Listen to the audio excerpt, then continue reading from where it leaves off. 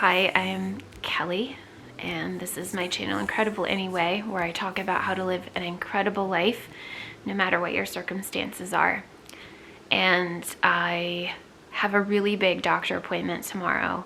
I don't know if those of you who are chronically ill, or maybe just you've had big doctor appointments in your life before, and maybe you can understand the feeling of the buildup of emotion before it. If you understand this, I'd love to hear it in the comments that you feel this way too, but there's just so much emotion because you have this doctor appointment and you've got a lot to share and you know that you need a change, but you have to wait for the appointment for there to be any change, and you don't know what the change is going to be when until the appointment happens. And so it's just really emotional. And so I am dealing with that right now. In 24 hours from now, I will know what the results of my appointment are going to be.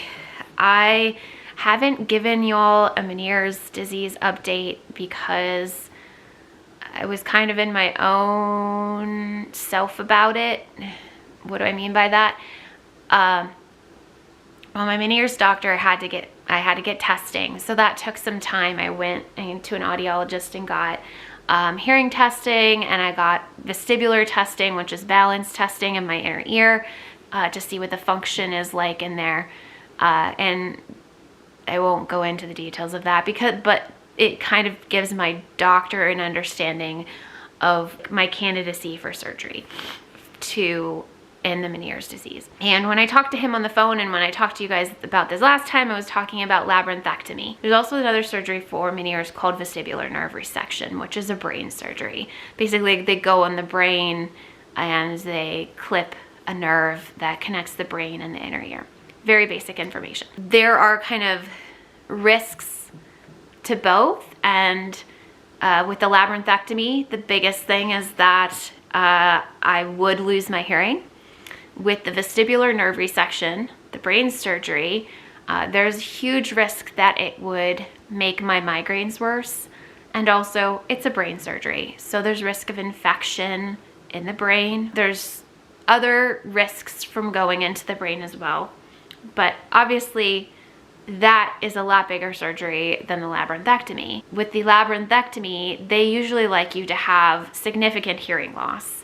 I don't have significant hearing loss. I have mild hearing loss. With the vestibular nerve resection, usually people who have good hearing like I do, mild hearing loss, but good hearing, get it because it preserves the hearing. It doesn't cause any hearing loss. So there are those two things. But if you recall, and it's okay if you don't because it's been a year ago, I had a phone conversation with my Meniere's doctor about the vestibular nerve resection surgery. And that is when he said, I really don't like that for you because I don't want it to make your migraines worse. And that's why we're talking about the labyrinthectomy. But, it's going to take my hearing. I don't know if he's going to say either of these is an option for me. I basically had about 3 weeks of no vertigo, no Meniere's. And so I was thrilled. I was living my life, and it was everything. I was so thankful. I was like, yes. So for about 2.5, 3 weeks, I had no vertigo. Unfortunately, I was also sick during part of that, but I digress. I was really happy. And then the last week and a half, 2 weeks, it has been back again. And I am debilitated, and I have no life and no quality of life. And I can tell you it's a very, very hopeless place to be. I woke up this morning and I had a fitful night. I didn't sleep well. I woke up this morning thinking I don't want to be here anymore.